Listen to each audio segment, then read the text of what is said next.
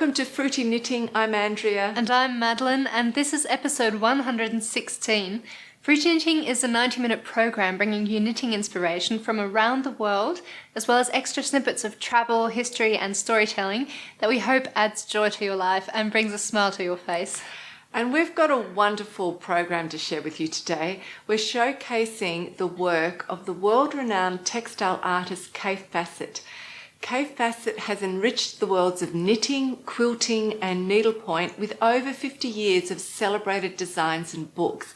And it was such a privilege for me to interview an artist of Kaffe's calibre who's been working for 6 decades.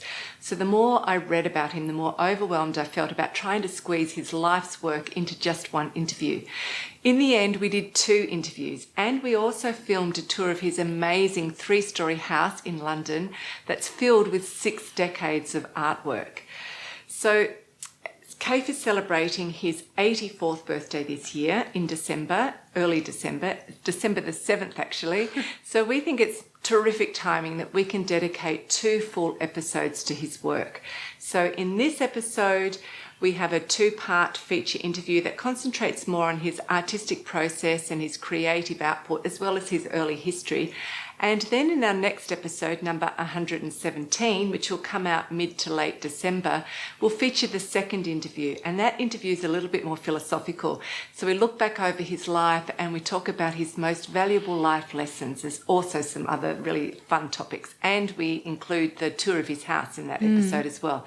So there's lots of really exciting content coming up for you, starting with today's feature interview. Yeah, and sorry, I'm a little coffee today, but I really enjoyed meeting Kaffe and his partner Brandon in their extremely colourful home. Yeah. And it was a very special experience for me to be able to work with Mum behind the scenes on all the different interviews we did when we were in Yorkshire. As you know, it's autumn in Europe and the woods are looking particularly stunning. So we wanted to get out there and capture the beautiful autumn colours for you, and we flew the drone, which was great fun. So that's included in today's program, and I'll also share a little bit about the cultural history of the German woods. Yeah, that's fun. Yeah. And of course, there's the normal updates on our own knitting projects. So I think we'll start with that in under construction, and we'll start with me. After taking a break from my boa stickling design, the wild apple, I come back to it and it probably looks like I've made no progress whatsoever because it looked very similar last time I showed it to you. But I have in fact re-knitted the entire yoke. So, as you all know, our lives have been completely turned upside down this year, and I still find that I'm working like a robot in a sense, just on automatic. And I think I'm doing all of my knitting without thinking either, because I didn't even think to calculate the stitch count on this yoke to see how big it would end up or do any measurements until I'd actually finished knitting it. And then when I tried it on, I found that it was actually really quite big on me. So it was only then that I started to check out the stitch counts and do the calculations, and I also decided to measure it against 2 of my favourite fitting yoke sweaters. This first jumper here is a Marie Wallen design. It's called Blossom and it comes from her springtime collection. It's knitted in the Rowan felted tweed, which is called a DK weight yarn, but it really knits up better as a fingering weight yarn. This jumper fits me really well. It has about 5 to 7 centimetres of ease, which is how I like to wear my jumpers. So I put the wild apple on 2 circular needles to lay it out as flat as possible, and then I lined up the neckline with the jumper underneath. And when I did this, I could see that I had about 6 or 7 centimetres of extra material that hung over the edge of both shoulders. And that really surprised me, that it was actually so much bigger, so I decided to check it against another one of my yoke jumpers. So this one here is also by Marie Wallen. It's called Sky and it comes from her North Shore collection. The yarn on this design is also a fingering weight. It's the Hampshire 4-ply from the Grey Sheep Company. So again, I lined up the neckline of both jumpers and I saw that I had the same amount of extra fabric hanging over the edge of the shoulders. Now, I would describe the boa stickling yarn as a lace weight rather than a fingering weight. So it creates a much more delicate drapier fabric that would actually look good in a garment with around 15 or 20 centimetres extra ease.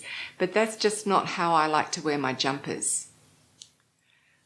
So after doing that measurement, I thought I'm just going to have to bite the bullet, rip it all out and re-knit it.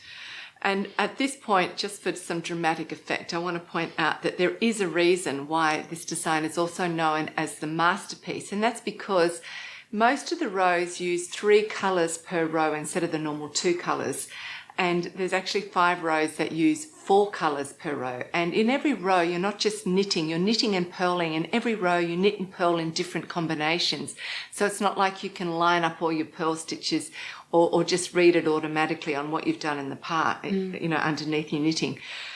Yeah, You've got to concentrate a lot more. You have to concentrate a lot more, and it's slower going. So there you go.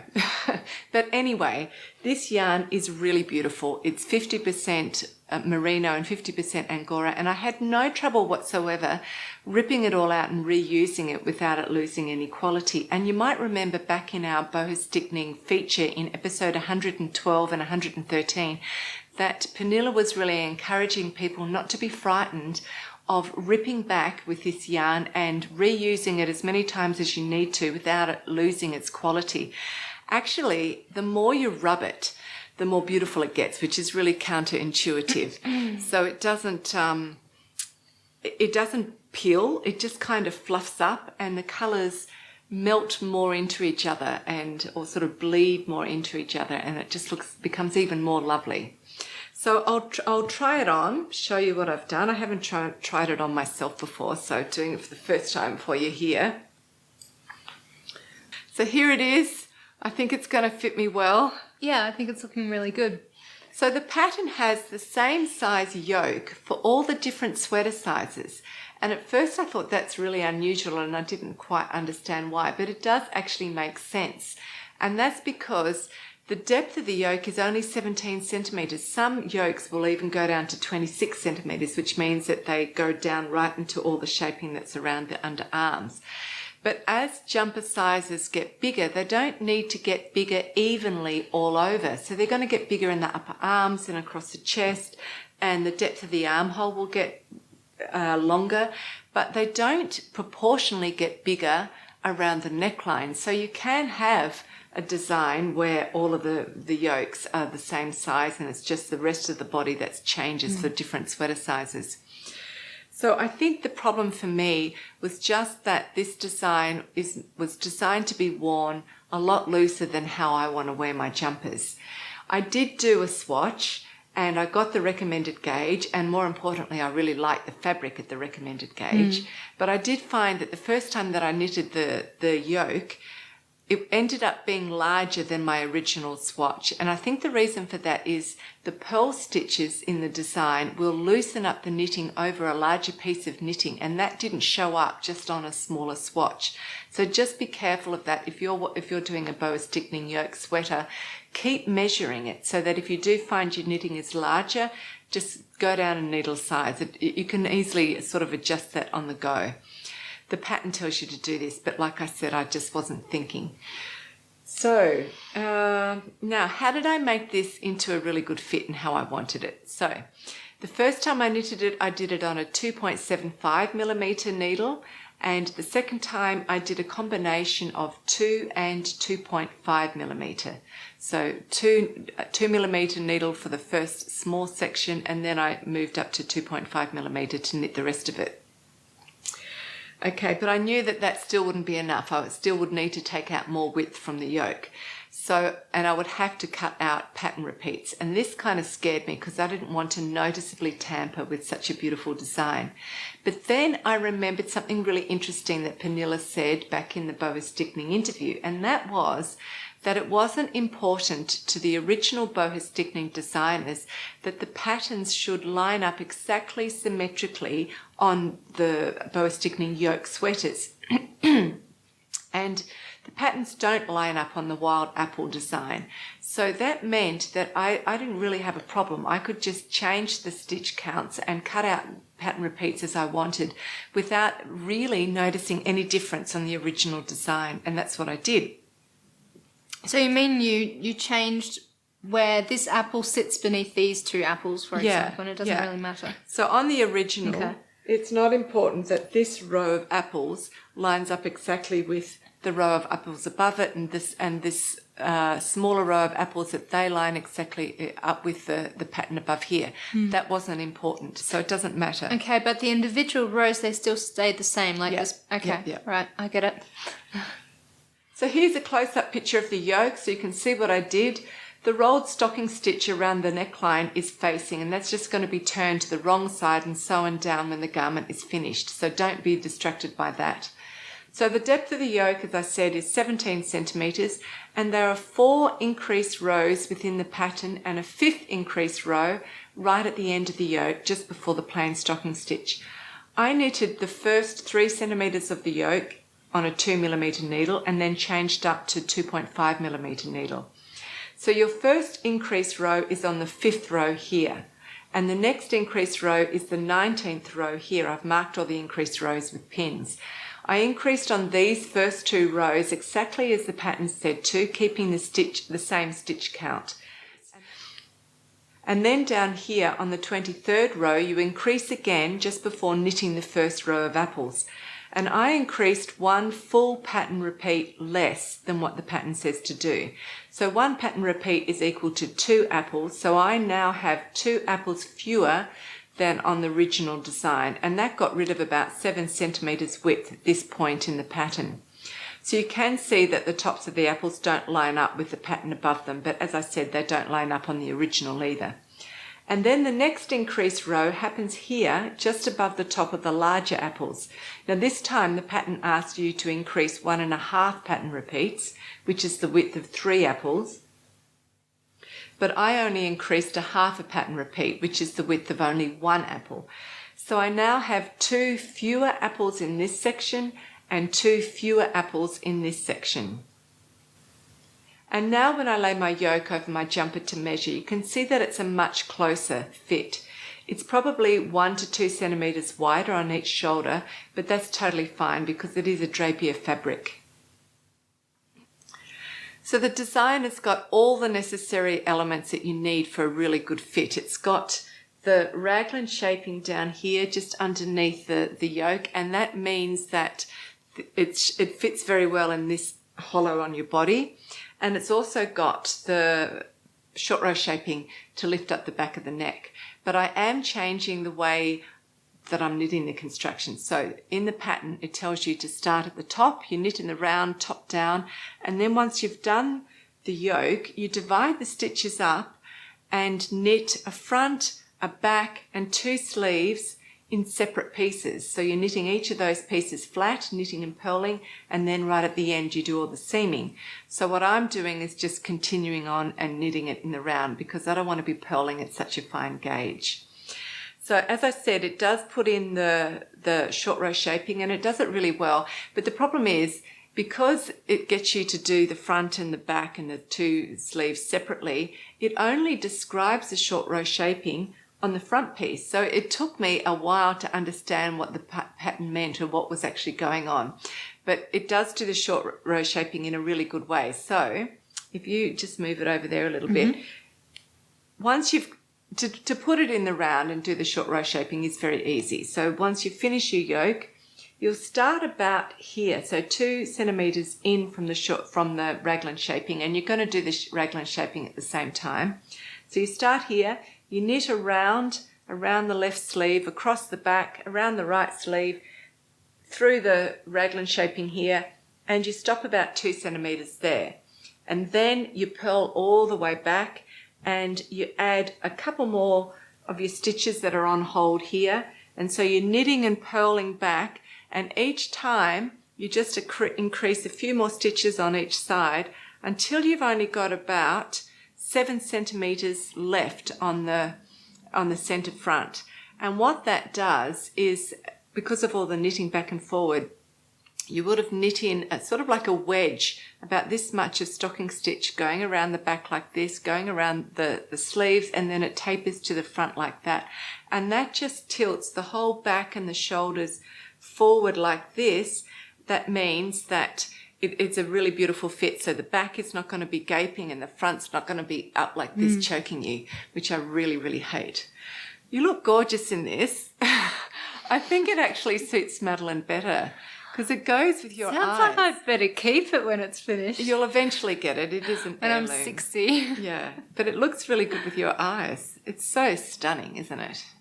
It's gorgeous yarn. Yeah. Okay. Yeah. We've also got a Boho-Stickning knit along, by the way, in our Fruity Knitting Ravelry group. And there's some really beautiful designs being knitted there. So we encourage everybody to keep working on your Boho-Stickning projects because we're keeping the cull going until the end of the year. And Pernilla Silverberg from Angora Garnet is repeating her discount for Fruity Knitting patrons on the book Boho-Stickning the Revival. The book comes in Swedish and in English, and it's very full. It includes the historical story of Boho-Stickning and its revival through Solveig Gustafsson and the Bohuslän Museum, as well as the process from breeding the Angora rabbits to spinning the yarn. And on top of all of that, there are 14 Boho-Stickning patterns in the book. So thank you to Pernilla for offering the discount to our patrons. So we've recently had 2 live events with our Shetland patrons. One was Boho-Stickning with Pernilla, and the other one was with Coty on Nomad Norse. So both live events were recorded and edited, and now they are available as audio podcasts for all of our Shetland and Merino patrons. So you can just download them to your favourite podcast app and then listen to them at your convenience. And Coty from Nomad Norse is also offering Fruity Knitting patrons a 15% discount off all the yarn from her online store, which is really fantastic. Coty works with Mongolian herders to source yak, camel and Satu sheep fleeces, which are then hand-spun in Nepal by a small group of women. And working directly with the individual groups cuts out the middlemen, resulting in both groups' income being substantially higher, which is fantastic. So I'm sure you'll feel very inspired to look at her yarns after listening to the recent audio podcast. Producing Fruity Knitting is my full-time job, and Madeline is helping me now alongside her full-time university studies. And we are solely reliant on the financial support of our patrons to be able to keep producing this show. And that's because we don't sell anything. So our show isn't a platform where we can talk about and showcase things that we're selling. And we also don't receive advertising or sponsorship money. So that's why we do ask that if you're watching to please support our work by becoming a patron. And that's easy to do. You can follow the link that's on the screen here, or there's a live link in the description box directly below this video. That'll take you straight to the Patreon crowdfunding site. You can pick your level of support, and it's very easy and very flexible. And we really thank you for doing that so that we can keep producing this show. And a huge thank you to all of our wonderful patrons who have made this show possible so far. Yeah. So I've been working on the Ribblesdale vest by Lily Kate France. It's a gorgeous fitted vest done in the brioche stitch. Here's a picture of it, how it looks when it's finished, to remind you. The vest fits snugly into your waist with a low V-neck and buttons down the front. The shape is rather like a little waistcoat. I'm using Lily's own yarn called Axis, which she recently released. It's a blend of 90% merino and 10% Suri alpaca, and I really love the feel of it because it's very smooth and drapey and quite bouncy as well. Yeah, it's gorgeous. So this is my first ever brioche project. I'm finding it fairly straightforward. Knitting brioche one colour brioche in the flat is a lot easier than knitting it in the round because you only ever use the bark stitch, which is the brioche knit stitch. There's also a burp stitch, which is the brioche purl stitch, but for this project you only use the bark stitch and the left and right leaning brioche decreases. Yeah, hold that bit there. You can see the decreases on the front bit there. Actually, brioche is wonderful like that way because you can use the decreases and increases as part of the pattern. It looks really good. Yeah. Well done. Thank you. Mum didn't have to constantly remind me, though, to pay very close attention to my knitting because apparently it's a lot harder to fix a mistake in brioche than it is normally. It is, and it's normally me who fixes mistakes. No, well, in brioche, yes. It will be. Anyway, my mind does wander a lot, to be fair, and especially when we watch telly while I'm knitting. I don't pay a lot of attention to my knitting. Yes. Actually, I've never watched the Game of Thrones, that series, and Madeline's just convinced me that I need to do it. So we've been watching. We've just started the first season. Yeah. Yeah, and I haven't actually had to rip out anything so far. Yeah, okay. The whole vest is knitted in one piece from the bottom up, and it starts off with a tubular cast on, which I'd never done before. And the tubular cast on involves several steps that do slow down your knitting, but the result is very much worthwhile. It is. So this is the tubular cast on. It looks very beautiful, and it's also really stretchy. There is no cast on ridge, so the stitches look like they grow from nothing. And the hem is a 1x1 rib, and the brioche stitch grows beautifully out of the hem because brioche fabric also looks like a 1x1 rib, just a lot larger and bouncier.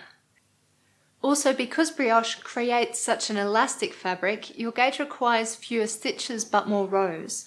Brioche row counts are a little disconcerting because it takes 2 rows of brioche to make 1 visible V-stitch. That's because every other stitch is worked and the remaining stitches are slipped, so it takes you 2 rows to knit 1 row of stitches completely. So the vest is designed to be worn with a fair amount of negative ease. You're supposed to choose your size based on your actual body measurements and not on what or how large you want the vest to be. And the gauge, my gauge is actually slightly tighter than the recommended gauge because I like a firm brioche fabric. But the recommended gauge is 14 stitches to 36 rows, and mine is more like 15 stitches to 40 rows. But it's actually quite hard to correctly measure your gauge in brioche because it's such a stretchy fabric. That's true. And actually talking about stretch, I can remember that Nancy Marchant, who is sort of the world expert on brioche in hand knitting, she talked about how brioche fabric will tend to stretch lengthways. So that's actually a good thing because this is quite a short little vest.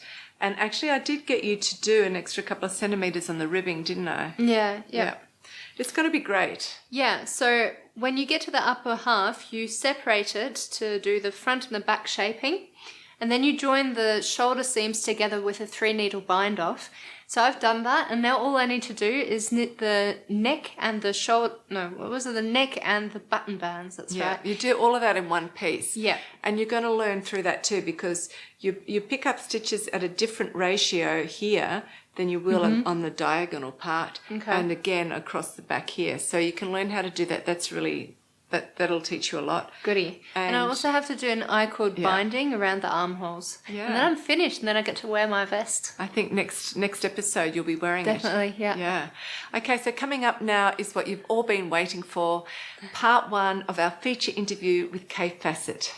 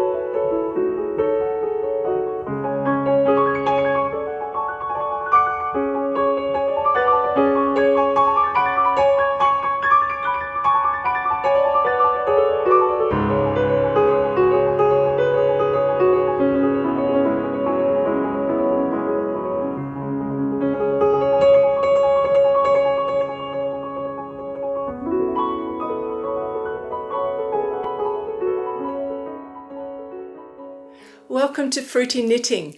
My guest, Kaffe Fassett, is a world-renowned textile artist and author who has enriched the worlds of knitting, needlepoint and quilting with over 50 years of celebrated designs and books. So it's a bit daunting for me to try and cover such a lifetime of creative output in just a couple of interviews, but I'll do my best. So this interview will concentrate on Kaffe's artistic process and creative output. And in the second interview, we're going to be a little bit more philosophical. We'll look back over his life as an artist and talk about life lessons and musings. So, Kaffe, it's a real honour and privilege for me to be here with you today. Thank you for coming on Fruity Knitting. Well, thank you for inviting me. Okay, so I thought, could we start with a brief summary of your creative younger years, ending with your decision to live here in England? Right. Okay. Well, I was born in California, in a little town called, I was in San Francisco. I was born, and then moved down the coast to Big Sur, which is quite a famous, very small community on the coast, very rugged coast of California. And my parents had the temerity to build a fantastic restaurant, which attracted people from all over the world. So even though we were very sort of in rustic country and kind of isolated, we had the whole world coming to us. Lots of culture, actresses and musicians and writers and so forth. So I grew up with those kind of people in awe at this restaurant that my father had built. And then I was always going to be some kind of an artist. Yeah. I thought maybe I would be an actor. So I went off to acting school, and one of my classmates was Dustin Hoffman. And he was, this kind of cute little funny guy from New York, but sort of short and strange looking. And I thought he'll never make it. But, whereas you had all the looks. Oh, I had the looks and the tallness. And, I was, me and the several other guys thought, we were going to be the big stars of the century. Anyway, you never know what's going to happen in life. But one of the people in that group was a fantastic dancer called Tamiris. And I said, I want to go to New York and I want to be a dancer and so forth. She said, get things in perspective, young man. She said, you are a good painter. Stick to your art. So I did. I took, she was a very strong woman and she really influenced me. So anyway, I painted, and I went to an art school in Boston. I got a scholarship to go to this art school, and I was going to go for the 4-year course. But after 6 months, I thought, I can see what they're doing. I'll just teach myself. And off I went, very cheeky. And the next thing that happened was I got an invitation to go to England.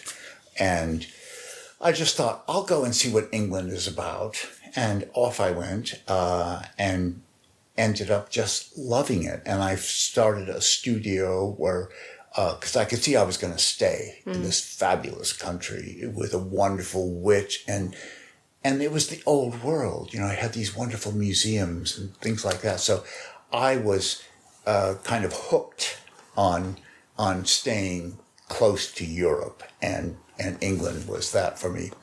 And so I set up a studio and started to paint. And that's how I got to England.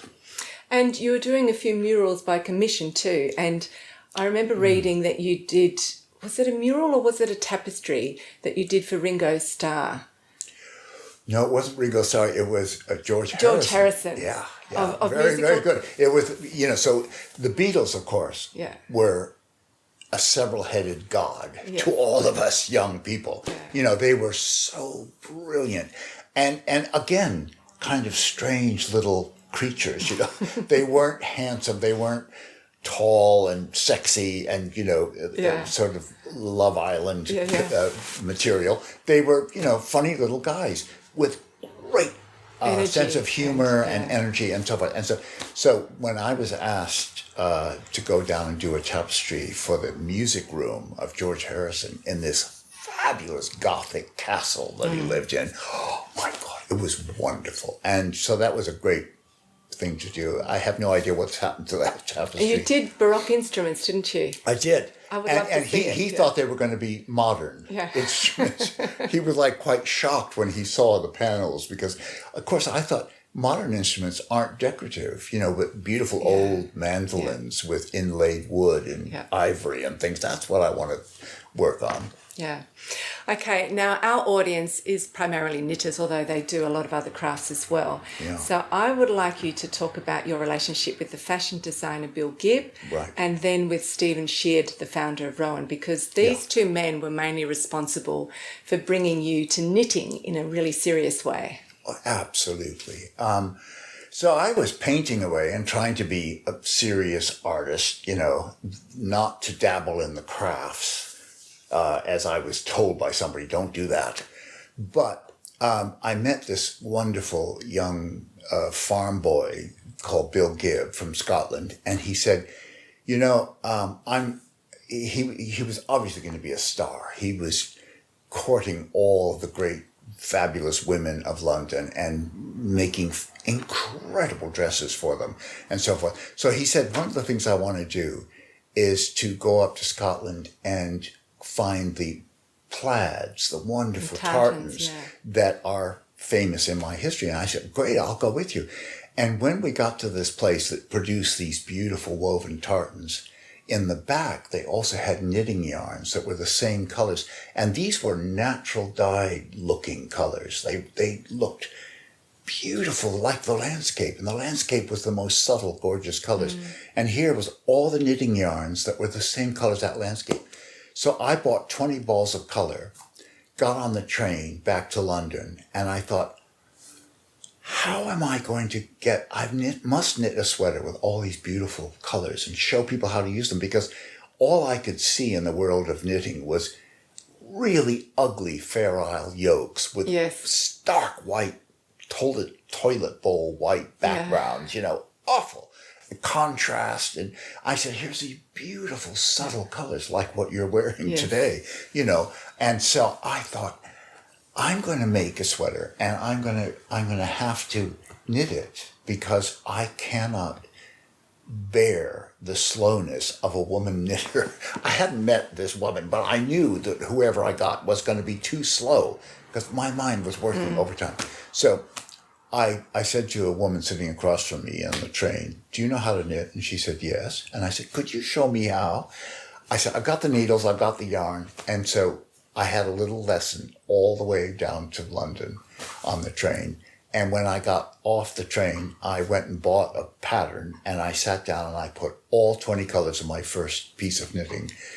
And I was completely besotted. I couldn't stop thinking about knitting, because it was so, this kind of magic thing of just putting sticks together with this, piece of it's thread in witchcraft, between. isn't it? Yes.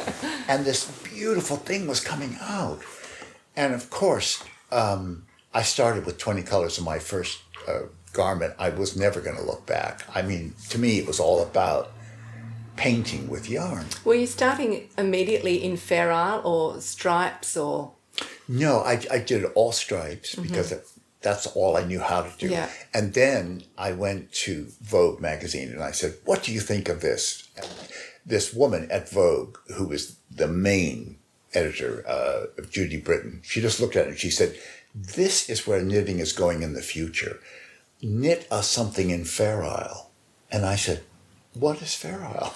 I had no idea. And anyway, so she, somebody in her office said, this is how you do Fair Isle. And she showed me how to work with 2 colors a row.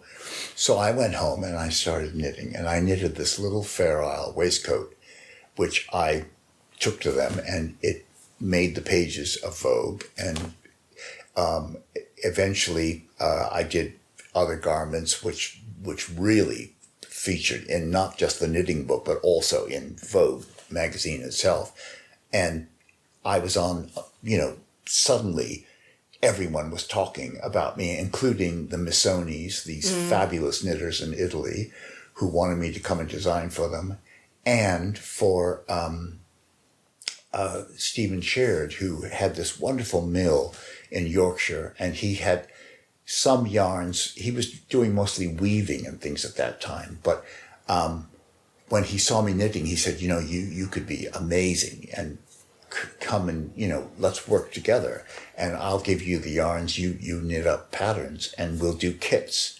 And so that's the way we started working together. And when I did my first knitting book, I approached several big spinners in America to work with me and give me yarn for my knitting book called Glorious Knitting. And they weren't interested. They said, who are you? Who? And so I went back to Stephen Shaird and I said, you supply all the yarn for my first knitting book, which turned out to be wonderful. Okay, so, and you also did some designs together with Bill Gibb, didn't you? To go with his tartan skirts, is that That's correct? right. That's right. Yeah.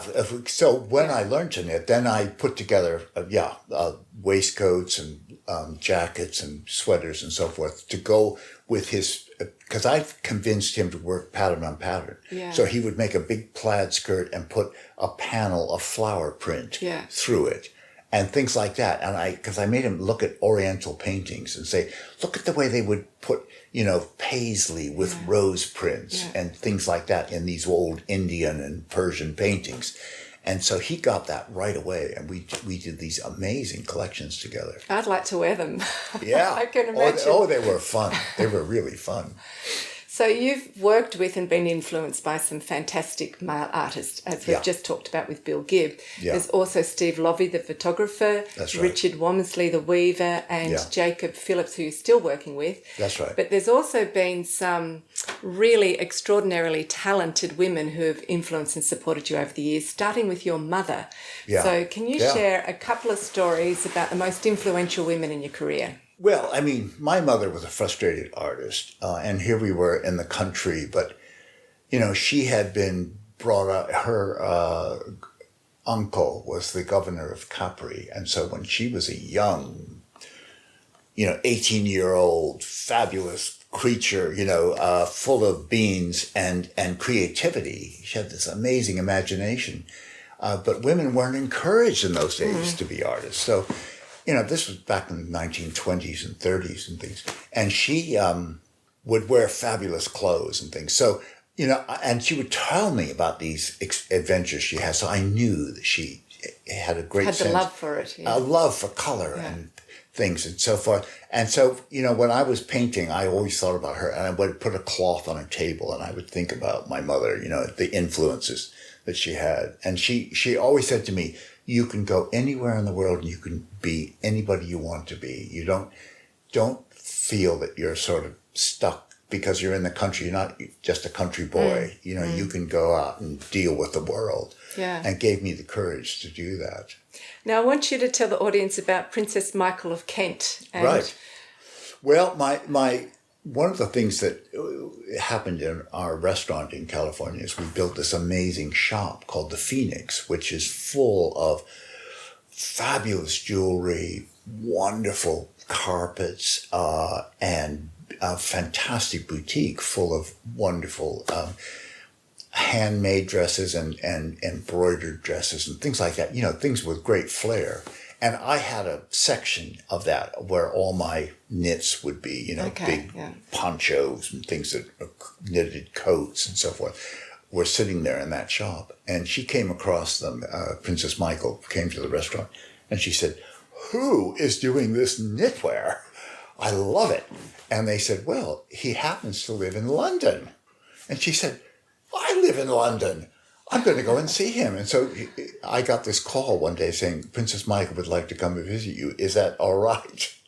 And I said, that's fine. And this huge limo drove up outside on the street outside here.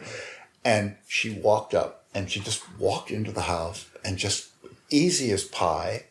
And she said, now, I see that you've written a book about knitting. And I said, yes. And she said, well, I have too. And I said, oh, what about? And she said, well, princesses, of course. What else do I know about?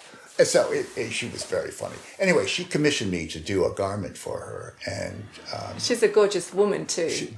Wonderful, great figure and great posture. And, she could strike a pose, So it was very exciting to make something for her. Know she would wear it well. But she gave you a really good start. Yes, I mean, she said, now you've given me, because I gave her the first garment. I said, just take it. I'm so flattered that you want something of mine. And she said, well, thank you very much. What can I do for you? And I said, well, what's on offer? And she said, that's a good answer. Yes. I said, well, she said, I'm a trustee at the Victoria and Albert Museum. And I said, interesting. I would love to have a show there. And she said, I'll arrange it. And she did. And I had asked the powers that be if I could have a show there. And they said, no, there's no way that, someone like you could come and have a show here. Well, suddenly with her influence, I had it. And so I was the first textile artist to have a one-man show at the Victorian Albert Museum. And it was also the most successful show for quite a while, wasn't it? It was unbelievable. Yeah, it was the most successful show that they'd had, except for, I think it was Elton John's wardrobe. Yeah. was more attended, but we had this huge attendance. I mean, it surprised everybody that people were that interested in craft. In needlepoint and knitting. You've written about this, that one of the reasons why you assumed that it was so successful was running parallel was the Channel 4 documentary. That's right. With another wonderful woman. Yes. Anne James. James. Just quickly say something about Well, I went to Channel 4 and I asked them if I could do a series with them. And they said, oh, I don't know. And they were all very, And then one day... I decided to go back because I got no answer from them. And I went back and I said, are you interested? And they said, where have you been? We've been waiting for you. We want you to do a series. And then when I asked about her, they said, oh, you don't want her. She's retired. And I said, what has she done? And they said, she's done a series on painters. And I looked at this series and it was wonderful. I said, this is the way I want to be treated as a painter, painting with yarn. And so I called her up and I said, out of 40 years of watching television, your series on painters is the most interesting thing I've seen. And she said, balm to the ears. And I knew we were going to get along fine. And we had this fabulous adventure of making this series. Yes. And you became very good friends. And she very good friends. Took you swimming for a while too, That's didn't right. she? Yeah. For years. Yeah. Oh, we went swimming for years until she just finally physically couldn't make it. But we had a wonderful time. Yeah, great. So we need to get on to colour and pattern, which are your two main passions. Yeah. So I thought, could you explain the relevance of pattern to colour and how you use pattern as a tool to explore colour?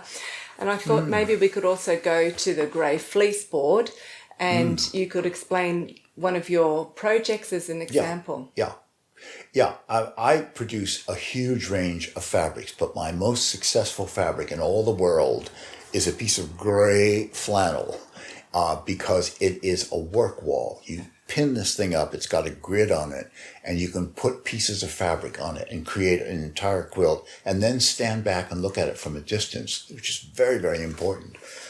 So when I first started working with color, of course, it was Fair Isle that I was looking at, and these classical old Fair Isles. And so a lot of splintered color, of breaking color into little amounts across a row.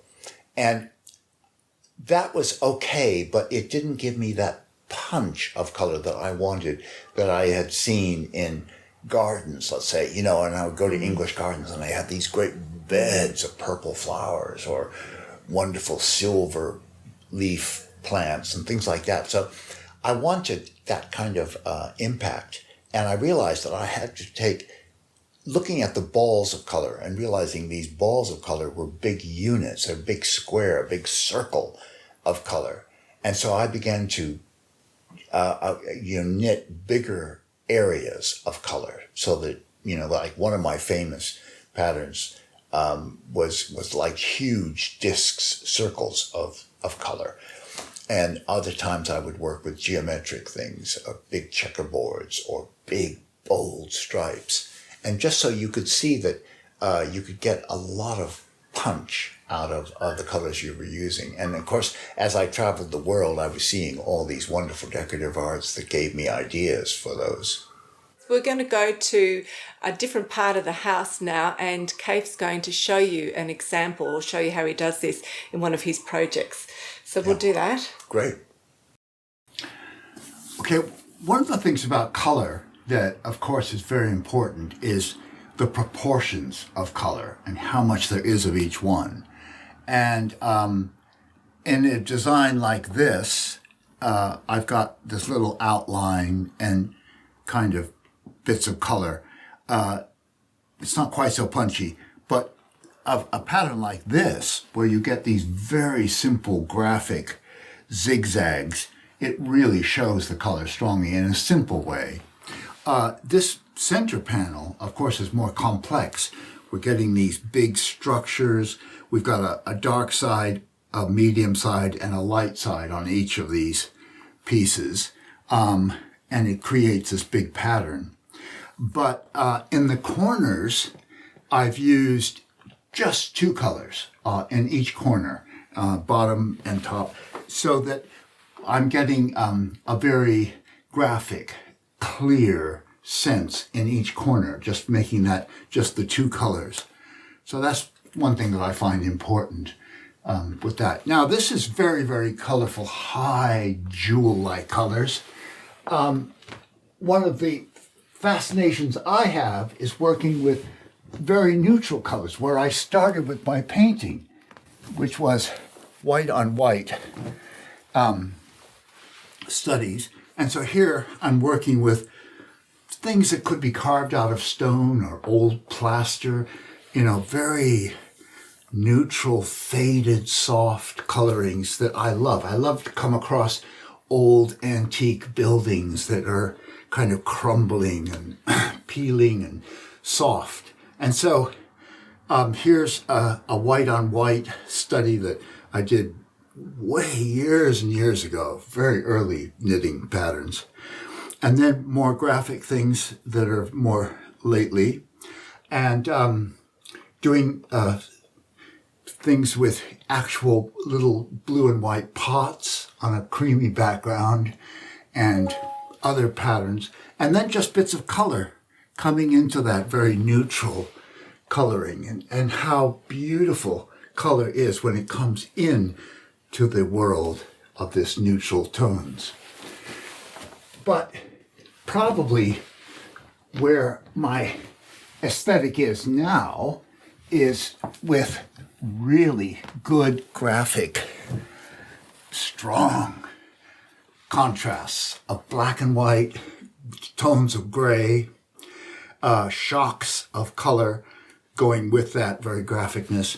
And of course, you can see how the different patterns are so crisp and strong when they don't get too fussy. One of the things when I'm working with patchwork classes is that they'll work with black and white, and they will pick the tiniest little prints, and it ends up looking like dandruff on someone's shoulder. Awful. So good, strong, don't be afraid to be bold. I think that's the fashion of today now. Things like this shirt are exciting to people, to see good graphic strongness. And so that's what I was trying to do with this particular work. And these were made during lockdown. I was supposed to clean up a closet and throw away a lot of swatches that I didn't need. And of course, as I started going through the boxes of swatches, I was like, oh, these would make a fantastic blanket or tapestry. And so I started sewing all of these pieces together. And these are my lockdown blankets.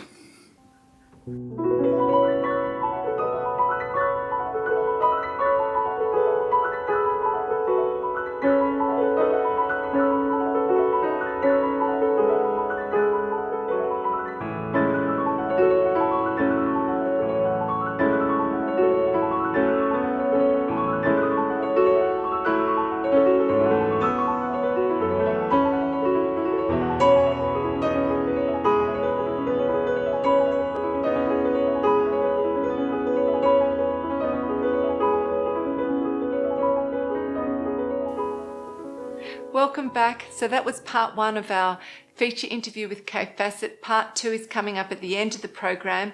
And in part 2, Kaffe is going to show us some of his absolutely exquisitely beautiful quilting designs. You're going to love them. He also explains how the group of artists called the Kaffe Fassett Collective all work together. So we cover some really interesting topics in part 2 as well. Now, as I said earlier, I felt really quite overwhelmed when I was preparing for this interview. Kaffe has published more than 40 books. In fact, I think I can remember Brendan saying that he's published close to 60 books in his very long career.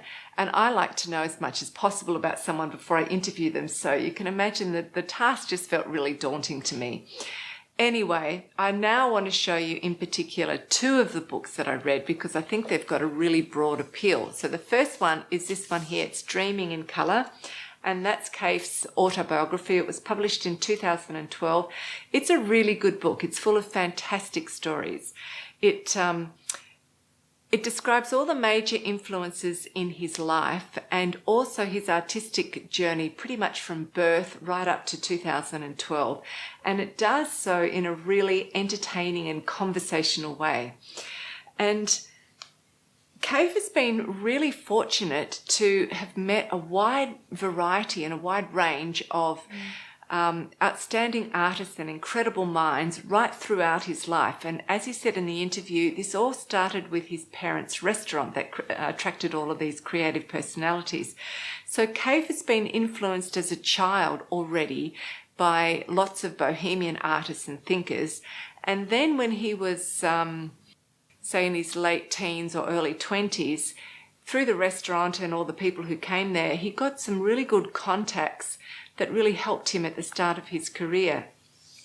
When you read through all the stories, he met lots of terribly famous and very interesting people right throughout his life, and he was a real party goer. So there's lots of very vibrant stories throughout here. You do get the impression that he had very much a charmed life in some ways, or that he had some gold dust sprinkled on him. So I just want to flick through the book now and give you a glimpse of it. And as you probably picked up, Kaffe is very theatrical himself, and he's also designed sets and costumes for theatre and ballet, which opened up his work to yet another audience. So that's also covered in this book. And because Kaffe's career has spanned 6 decades, I had so many possible questions that I could have asked him, but I had to go through and eliminate some of them due to time constraints, and that was a bit sad. But for example, like many artists, Kaffe has tried a lot of different things and he's had his ups and downs. And one of the topics that we didn't cover in the interview was how he dealt with the less successful periods in his career and what they taught him. But he does go through that and talk about it in this book. And another thing I've heard Kaffe say is that he had no real formal training and that his work is always spontaneous and intuitive. And at first, I had a little bit of trouble understanding exactly how that could be or what he meant by this. But then after reading through the book, what I now think is that he probably did learn technique, but he learned it in a way that was so much fun for him. It just felt more like playing than serious learning. And another great thing that he either wrote or he said, I can't remember which, was that one of the most powerful things about knitting is that it makes you very happy to be in your own company. And that's just so true. We all know that if you're waiting in a queue or you're driving, just having your knitting is just a lifesaver. And in fact, sometimes you kind of think, oh, just the queue can easily go on just a little bit longer so I can finish this section. So that's so true. So the second book I want to show you is Kaffe Fassett in the Studio. And this combines all the best elements of Kaffe's work and puts it all together. And I think it's a really excellent book to have as an inspiration source book for your own projects. So I'll just quickly flip through this one as well. So this book features his house, which, as he says, is a great colour laboratory. And making a book about his home is another way of explaining to people how he works with colour. So Kaffe has an aesthetic that he plays with, and then he moves that aesthetic from medium to medium. So there's a section on each of the main mediums that he's explored. There's painting, knitting, needlepoint, quilting, and mosaics. And there's also lots of collections right throughout the book of different colours and patterns that you can use as inspiration. And Kaffe also writes that how colour comes alive for him is a bit like a spiritual experience. So pattern makes colour come alive by making the colours dance between harmony and discord. And I just thought that was such a lovely description. So I highly recommend both of these books. So this one, just for a really good fun read, and this one as an inspiration source book for your own projects. And actually, when we were in the studio filming Kaffe, I thought, because he's got his walls aligned with quilting fabric, and I thought Kaffe his real expertise and talent lies in how he plays with colours and how he puts them together, and like he said, the discord and harmony that he plays with colours. And if you're a knitter who is less confident with colours, what you could do is buy a piece of Kaffe's quilting fabric, about 30 centimetres or a half a metre, and take that, so choose a colourway that you absolutely adore, and you can take that piece of material to either a yarn store or a fibre festival and match up yarn to the colours on the quilt. And then that could be the basis of your next colourwork project, whether it be a yoke sweater or a full-over design. But what makes a colourway particularly beautiful is not just what colours you put together, but the proportions of each of the colours, and all of that information you'll get in a half a metre of material. That's why you don't want to just have a little strip of material. You really need to have a full couple of pattern repeats, and then you get to see what colours he's used in small amounts just as contracts or discord or, these accents, and then what colours he's put very confidently together. And, in all of that information will be in that piece of material. So that could really help you. I think that's a really good idea. Yeah. Help people like me. I'm sorry. But what I was thinking is that it could also be cool to use his fabrics on one side of a cushion and then knit some other pattern on the other side of the cushion based off the colours in that fabric. Okay, that's really cool, actually, yeah. So you've got his quilting fabric on one side and then your colourway ferrule design based on that quilting fabric on the other side. Yeah. Cool, yeah. We recently spent the day in the Bavarian Odenwald, where it was really wonderful because the autumn leaves had turned red and orange and yellow and were very beautiful. So we wanted to get out there and film it for you, and it was a lot of fun flying the drone over the forest. It was. Yeah. And one of the things we really appreciate about Germany is that the woods are so well preserved and managed, because I reckon the woods have been an important part of German culture going back to ancient times. I read up on this and I thought it was so interesting that I wanted to share just a little bit about it with you. And yeah, so trees are really important, aren't they? Yeah, trees were given a lot of meaning because ancient Germanic pagan rituals would actually exclusively take place in groves of trees instead of temples like we know from the ancient Greek, and certain trees were worshipped and dedicated to their gods. For example, the tilia tree was dedicated to Freya, who is the Old Norse god of love and fertility, and the Northern Germanics also believed in a tree called Yggdrasil, which was supposedly the center of the entire cosmos, and the gods would come together for their important meetings there. But pagans also did human sacrifices, which you told me about. I didn't know that. Mm-hmm. So they've got a dark side. Yeah, and over the 8th and 9th century, Christianity spread across Europe, and so Christian missionaries would fell these holy trees because of the human sacrifices, and also because, according to the Old Testament, you're not supposed to worship false idols, and they saw the trees as false idols. And then during the Middle Ages, the forests were believed to be full of demons and mythical creatures, and a lot of still very famous fairy tales and legends sprung up about the woods. I do understand why the woods were seen that way, because they must have been a lot more dangerous and wild than they are now. Well, they had a lot of wolves. Yeah, for one thing, and the wolf is actually very respected in Germanic cultures, but this did change during the Middle Ages, because there the wolf was seen more like a mean beast, and it was a threat to the livestock, which was a growing industry, as well as man's greatest competitor when it came to hunting down other animals in the woods.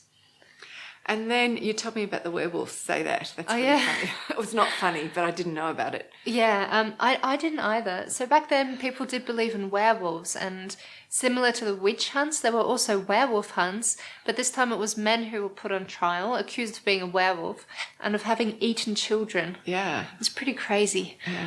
Yeah. And then if you fast forward a few hundred years, you get to the 19th century, where you had the Industrial Revolution and the period of Romanticism. And the Industrial Revolution meant that the cities expanded, so many people living in the cities developed a yearning to spend more time in nature. And that's where the German word Waldeinsamkeit comes that's in. right. Yeah. Waldeinsamkeit means loneliness, or wood loneliness. And the Romantics would use this word, Waldeinsamkeit, to describe the kind of loneliness you feel when you're by yourself in the woods, that allows you to go to a more, I guess, a spiritual, more wholesome way of being. Yeah. The Romantics were all about going on some journey and really yearning to get somewhere but never quite reaching the destination. Yeah, but the Industrial Revolution meant that timber was in very high demand. So these woodlands that were generally populated by a mixture of tree species were being chopped down and then often replaced by a single type of tree species because they would grow much faster. Monocultures, yeah. Yeah, that's what you'd call them. And the Romantics weren't happy about this because they wanted to keep their impressive landscapes. So here's another thing I really didn't know is that Romantics were often early environmentalists. Yeah, the start of the environmental movement. Yeah, and so... Okay, so what happened after that? Well, the topic of monocultures is still important today in Germany. And because 1,000 years ago, the woods were mainly Mischwälder, which is just another word for mixed woods. Because woodlands that are made up of a variety of tree species, they create a healthier soil, and they also allow for a higher biodiversity in insects and animals, and they're much more resistant to pests. So Germany is making an effort to turn its woods back into Mischwälder by planting trees like the beech tree or the oak tree. And the Odenwald, which you will see in the upcoming footage, is a perfect example of a Mischwald because it's covered in spruces and beeches, fir trees, I think, and oak trees, a whole lot of different trees. Okay. But you've also seen the Black Forest on the show, which is a monoculture. You can really see that. I think it's only covered in spruce trees and fir trees. Or, yeah, something like that. So the Mischwald is coming up now, so we really hope you enjoy it.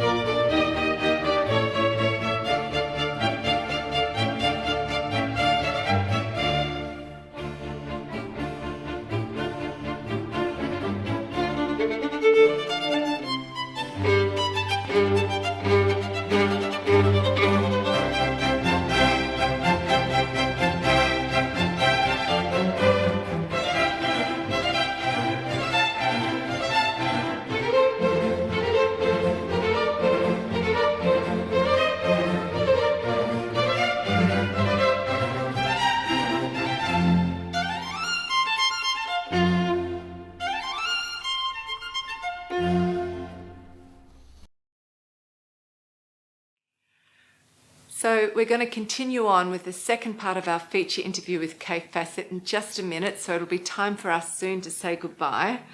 And keep watching right to the end of the episode to see two Aussie beach babes playing and knitting on the beach. Simba has started a new project. It's a little garter stitch vest, and when she picks it up you can see that it even has some armhole shaping, which I think she's doing a very good job of. She is. It's very impressive. Yeah.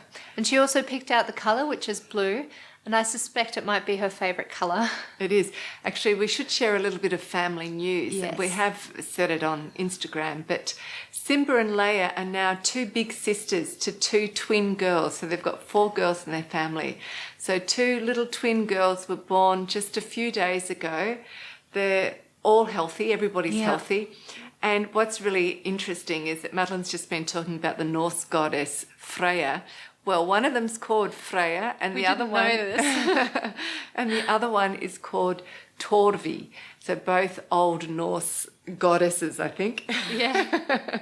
One of fertility, and the other one is thunder. Of thunder. Yeah. My goodness. I'm looking forward to finding out what her temper is like. Yeah. And okay, so where the beautiful beach that you see them knitting on is just a little bit south of Byron Bay. What's it called? I don't know what the beach is called, but it's close to a town called Woodell. That's just down south of Byron Bay. Yeah. Oh, yeah, you said that. But we hope you enjoy the music that accompanies them, because it's Une barque sur l'océan, which means a boat on the ocean, and it's by the Impressionist composer Ravel. Yeah, so I picked Ravel because he's one of my favourite composers for sure, but his music always reminds me of light and water dancing, or light dancing on water, or water falling. And I thought that was also really appropriate to accompany Kaffe's interview. Yeah. So I hope you enjoy it, and thanks for spending time with us. See you later. Bye.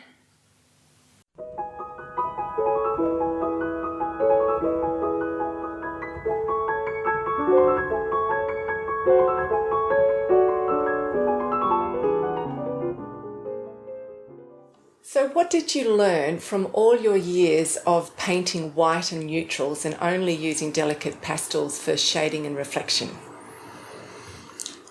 I suppose when I first started painting, I was into this white on white, and that was fascinated me for some reason. I just got stuck on this thing.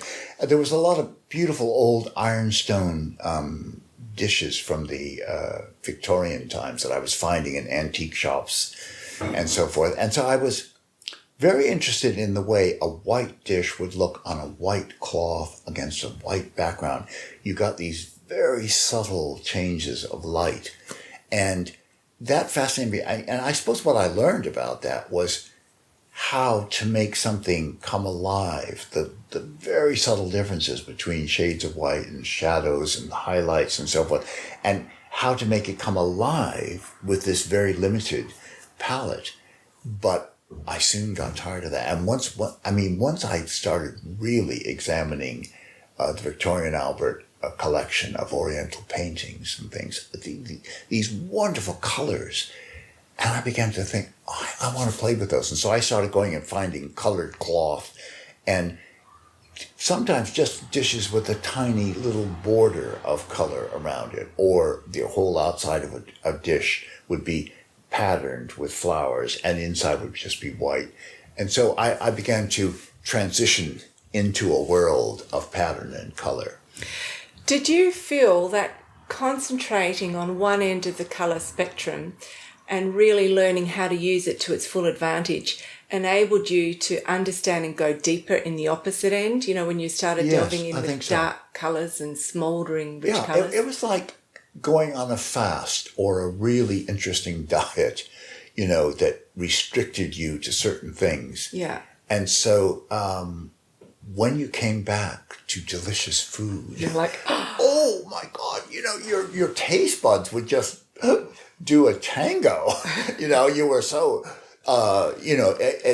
so exciting, you know, to have, pricks of color coming into a painting, you know, these little wonderful, you know, alive areas. And so, yeah, it was fasting from that world of rich color But boy, once I got back into it, I couldn't look any other. I could not go back to my white paintings. Color became so fascinating, how to play with it. I'm very interested when I see certain young girls, particularly in this day and age, who love beige and will wear very beige things. And it makes them look washed out. It doesn't do anything for their complexion or their eyes or anything. So I'm very interested in the enhancement of color.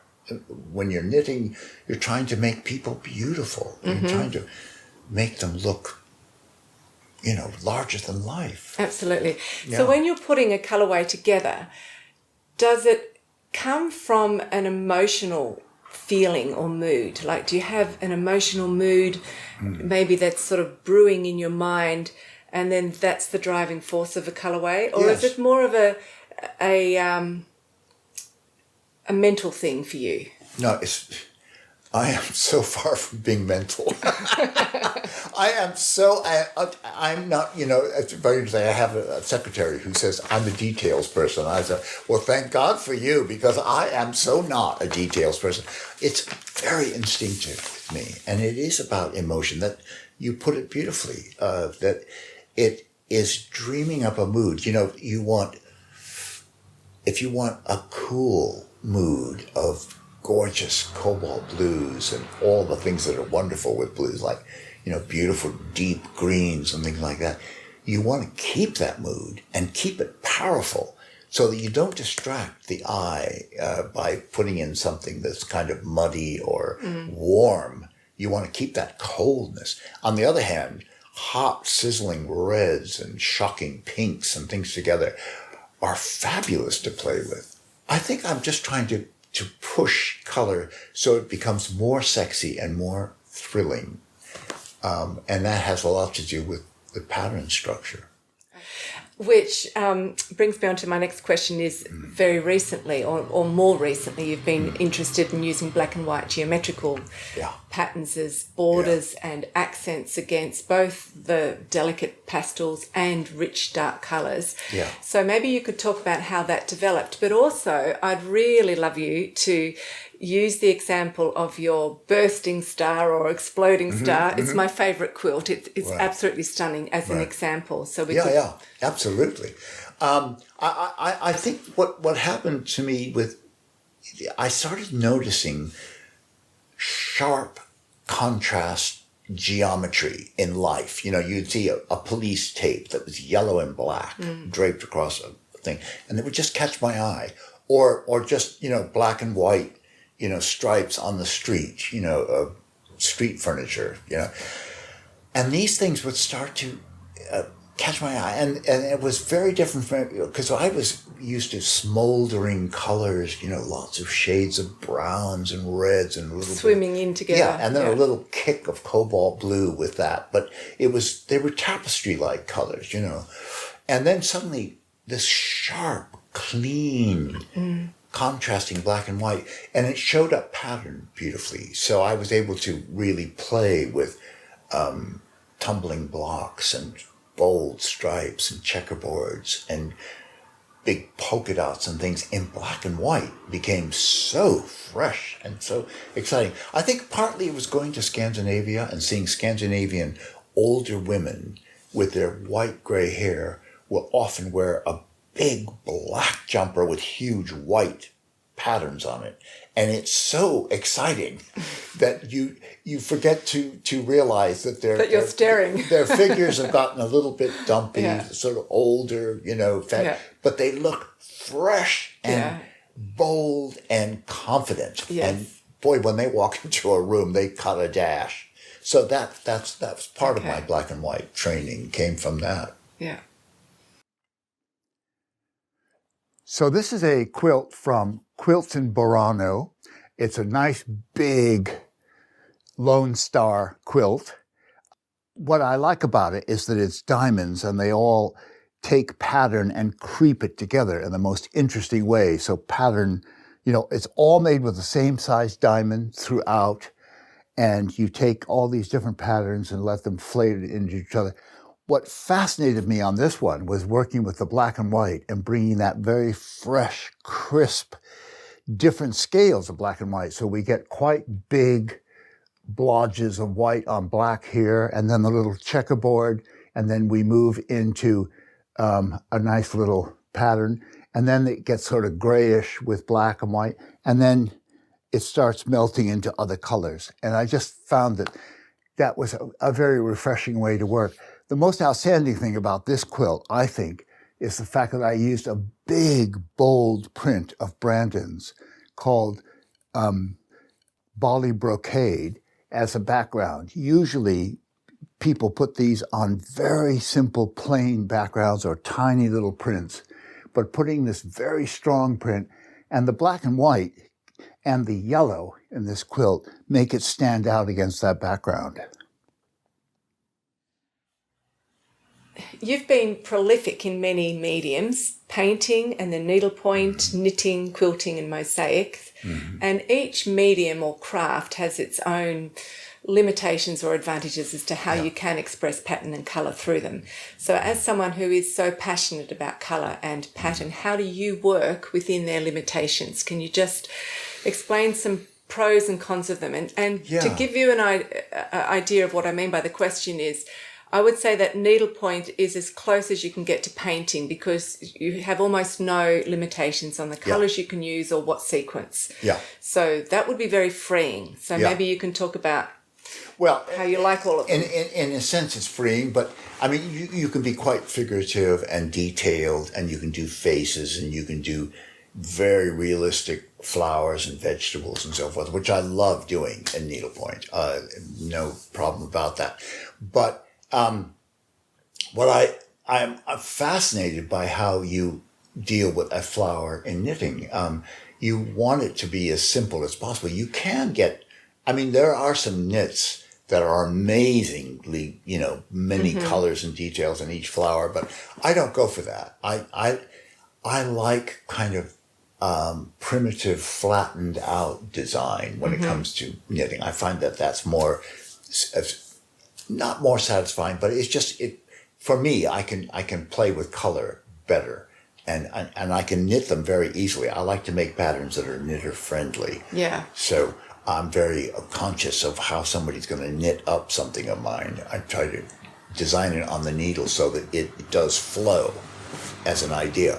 So that's part of it. And then, of course, when it comes to mosaic or painting, that's another way of dealing with color. And you take the same subject matter through all those different things, and they look quite different. And that's fascinating to me, to take an idea from knitting, then into needlepoint, then into mosaic, and then into painting. Can you predict what those crafts are going to do to your original idea? Not really. Or is it always new? That's why I call this house a color laboratory. We're sitting experimenting all the time. And nothing is more exciting than taking an idea into another medium. Like, say, let's make a rag rug of a rose and all of its details and so forth. And it's fascinating how much detail you can get into a big primitive hooked rug with rags, that you're cutting in strips.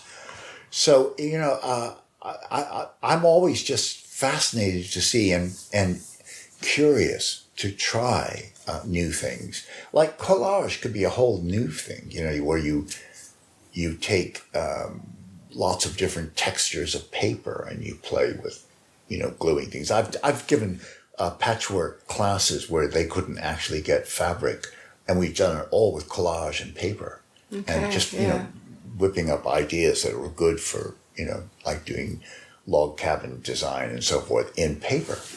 So, I mean, some people might think that by concentrating on one medium, you'll actually get deeper and become more proficient and more of a master of it. But in your case, do you feel like the fact that you have gone from medium to medium has given you the same effect? It's made you go deeper into each medium, because I think so. You explore one and it shows you a possibility of what you haven't explored in another. Yes, quite right.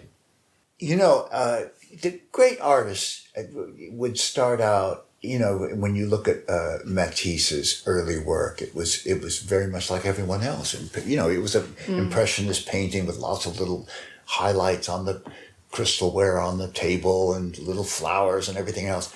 Boy, you think of his later work when he was lying in bed, that fabulous old man, and, cutting those huge paper things that were just glued onto a surface, and it was just blue on white or red on yellow.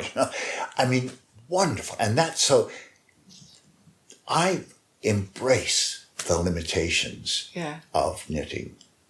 I'd like you now just to talk quickly about the Kaffe Fassett Collective. Like, who is the collective and what's the typical yearly output? And then maybe we can also go upstairs and you can show us some examples of how it all works together. I'd love to show you the artwork. So, the Kaffe Collective is Brandon Mabley, myself, and Philip Jacobs.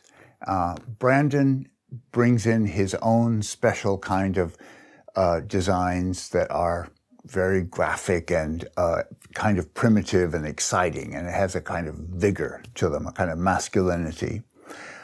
Philip, I chose to join our group because he does these beautiful botanicals, absolutely gorgeous, detailed flower prints and studies of shells and feathers and things like that. So we have a lot of Philip's very detailed work in our collection.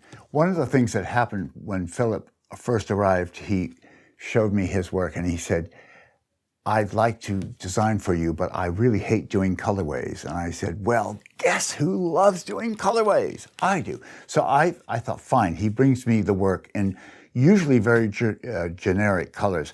I've picked artwork here that is actually fabulously colored, so much so that we used this colorway in our collection, which is not usually the case. But I also like to bring different moods because I'm creating a paint box when I'm creating for my quilters. I want them to have wonderful blues, reds, autumn colors, spring colors, etc.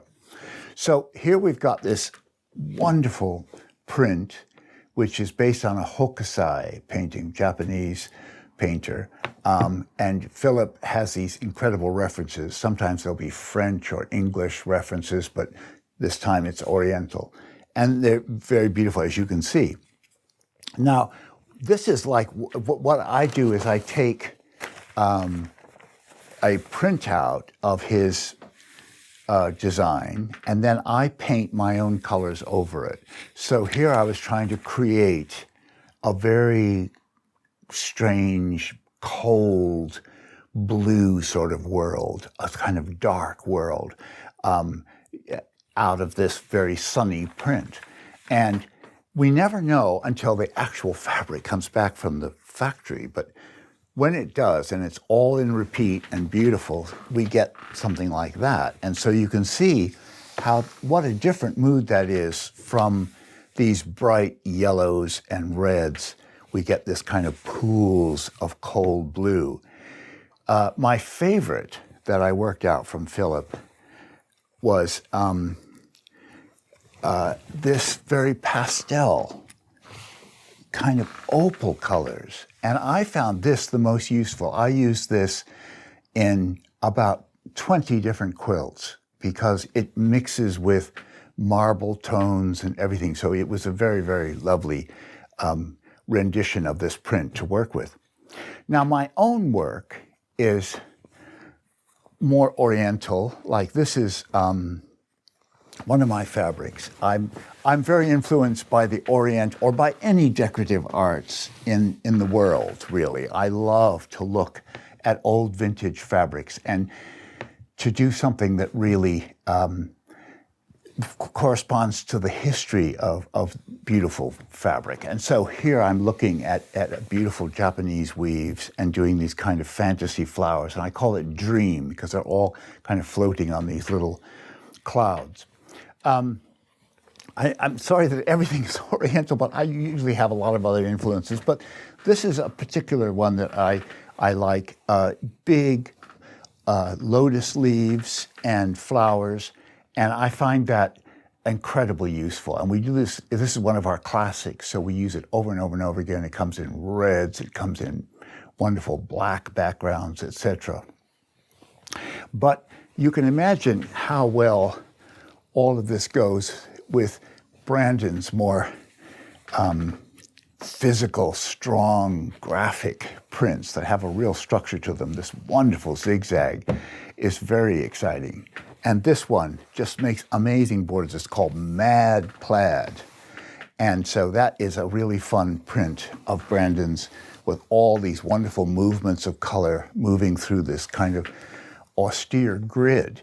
But it is actually incredibly useful. We use this a lot for binding and for borders of quilts. Probably the most useful of all Brandon's patterns is one called Jumble, which we use all the time. It comes in many, many, many different colorways. And I just love the way these big light splodges sit on a dark background and create a wonderful sense of movement and attention. So that's the three of us working together. And in a second, I'm going to just show you behind me how these actual fabrics work together in a quilt. This quilt is actually a very good example of how the collective works together as a group. We've got the centerpiece is Brandon's, Philip Jacobs, big fruit market print with lots of detail, as you can see. And then the border is Brandon's wonderful little shantytown print of houses in shades of red. The whole quilt has got this red bias.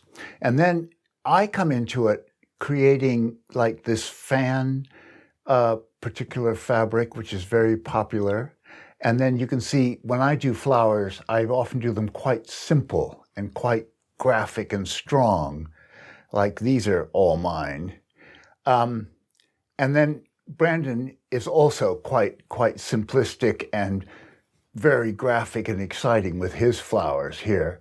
And then Philip comes along with these very, very detailed flowers. You can see all of the lovely little detail and highlights and so forth of these particular flowers. And this one is one of our most popular fabrics called Brassica, which is a big sort of decorative cabbage print.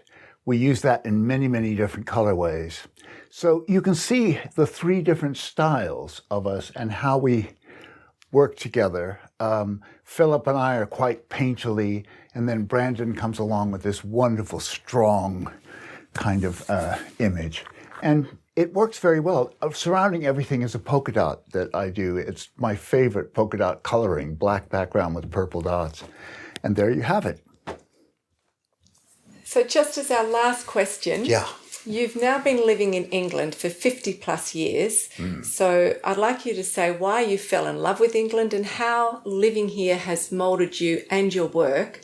And if you had stayed in America, how might your tastes and designs have developed differently? Right. It's a big question. No, it's wonderful. When I first came to England, I was going to come for 3 month vacation and go back to America. I had no interest in anything more.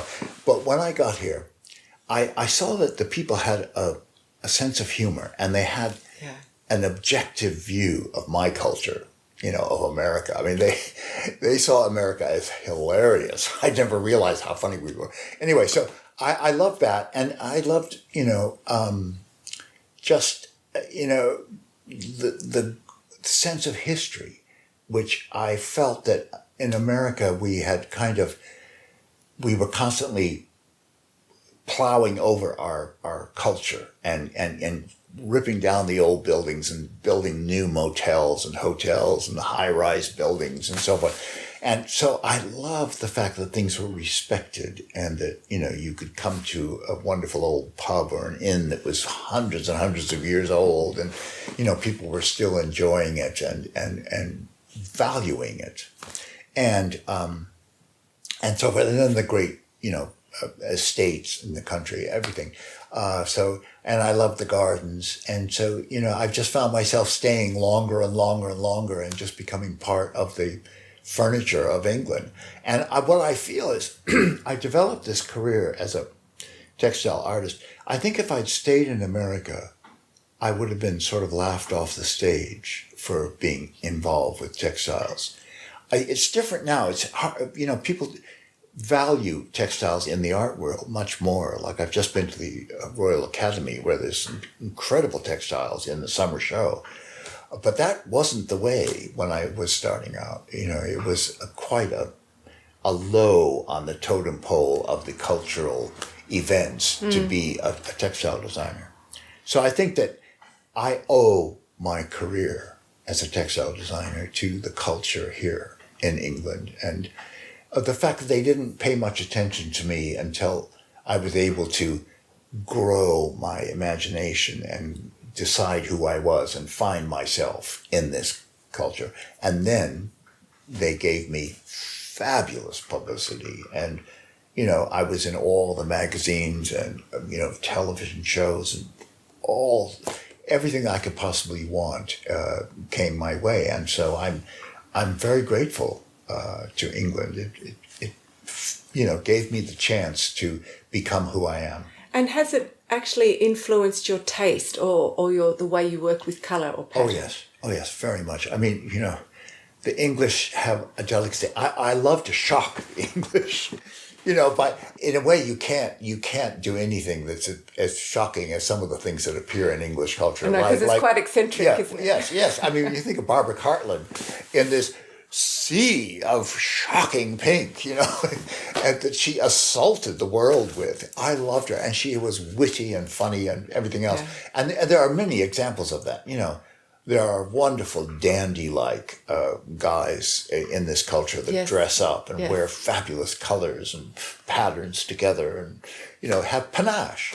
So I can't say that. But on the other hand, there is a way that the general public have a way of preferring English watercolor delicacy.